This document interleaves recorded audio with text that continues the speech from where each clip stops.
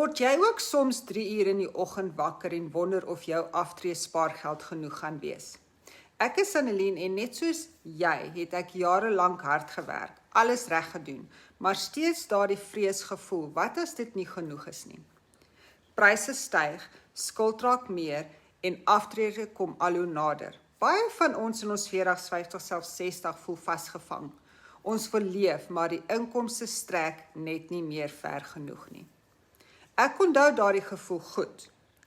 Ek het my werk baie lief, maar ek het besef, een inkomste is nie meer veilig nie.